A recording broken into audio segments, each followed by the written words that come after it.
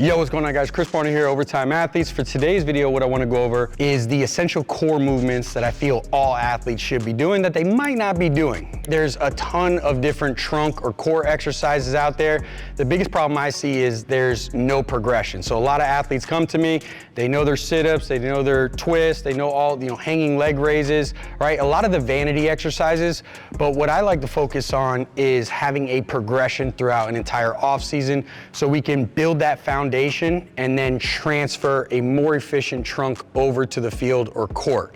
And that's what I want to go over today. So I'm going to group them up into two different movements. One is going to be our anti-movements, right? And these are going to follow the basic trunk movements. And this is going to be flexion, extension, rotation, and lateral flexion.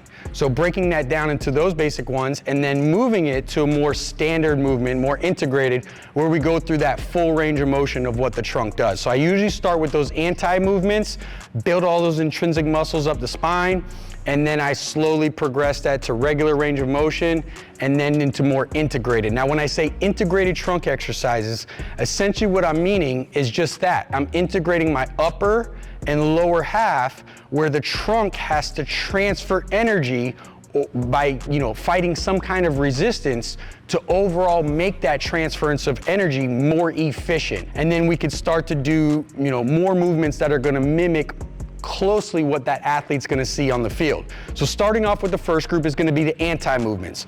So for anti-flexion, just an example of one that we like to use, there's obviously standard planks, ab wheel rollouts, things of that nature.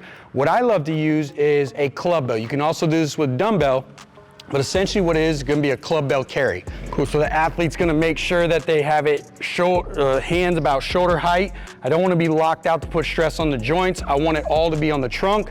So the whole goal is for this weight not to pull me forward, and the athlete's essentially just going to walk forward, down, and back. And again, we're resisting that flexion type movement, right? Working the extensors of the spine.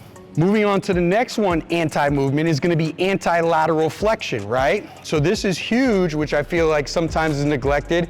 We use a lot of side planks, a lot of side plank hip lifts, but to add a little bit more resistance, we do what we call suitcase carry. Now the athlete's going to take a dumbbell or kettlebell. Essentially all they're going to do is have it in one arm. Now the way I like to teach it is I don't want this arm to obstruct them on their side. So I kick that elbow off, and I don't want to counterbalance with this arm, so I have them cover that palm over the belly button. They're going to go 25 to 30 yards down on one side. They're going to flip, do the same thing back on the other side.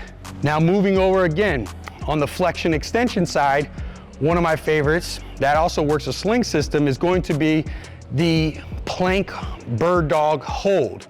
So a traditional bird dog might be something on all fours, right? I like to go in the plank position or push-up position where the athlete's going to essentially raise their hand and opposite leg and try to hold that for as long as they possibly can. So it's an isometric hold, right? But it's actually extremely difficult. So they're going to come up under control, butt down, right? They're gonna lift and hold that position as long as they can. I'm firing, squeezing the back glute while this shoulder is firing. So I'm really focused on one, and then I'll go ahead and switch and go to the other. So this next one to categorize is going to be a little bit more of an anti-rotation movement. So one of the ones that I absolutely love, again, integrating both upper and lower halves, but using an anti-movement, right, where I'm not performing the range of motion and I'm having a static hold, is going to be the single arm banded back pedal. So what I'll do is I'll grab a partner, and that partner is essentially going to hold a resistance band. I'm going to put it around my shoulder. From here, what I'm going to do is I'm going to sit down like I'm in a chair. She's gonna hold resistance. I have this arm up, and I'm just simply gonna back pedal. And my job is to resist from her pulling me this way. So it's anti-rotating. So I'm sitting there, give me a little bit more. There we go, good. And I have to hold that position the entire length. So obviously, just like the other ones, we go both sides. Thank you, I appreciate it. We're going both sides to make sure we balance it out. But again, that's one of my favorite anti-rotation movements as far as full integration of the upper and lower half. So now that we got through that first half, we can actually start to progress this to a little bit more movement, a little bit more range of motion, whether that be in the upper or lower half, whether we're moving the resistance or whether that lower body portion or one of the halves is moving a little bit more. So to show you an example, one, to put it through a full range of motion, you could take that same club bell and we could perform a club bell pullover. Now, what this is doing is essentially the athlete's gonna push it like they're taking a sledgehammer or they're chopping wood coming down, right? And they're gonna explode the weight down and stop it right in that same area that we wanted to stop when we were doing the club bell carry. So here, boom, stop, stop. And what this is doing is obviously adding a little bit more velocity where the athlete has to stop that movement, right? Again, from being able to fall forward. If we want to progress it in another manner, we can go club bell lunge, right? So I can go lunge, holding it statically upper half, taking a step, forward lunge, pushing back, taking a step, forward lunge. And again, as I go forward, as my body is moving horizontally, that weight I have to decelerate and be able to come back up with it. So it's just another variation where we integrate through the trunk. So moving from flexion extension now to more lateral flexion, right? We can utilize the same kind of suitcase setup that we were doing when we were just carrying it. And again, we can perform a lunge where the athlete is holding it to the side, stepping out, exploding back, stepping out, exploding back, or they can actually perform a walking lunge.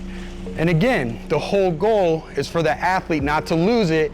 As you have to decelerate on the way down, you don't lose it. The athlete maintains posture and is able to support that load. The other lateral flexion movement that I absolutely love is gonna be a side plank hip lift, but we're gonna pair that with a hip abduction.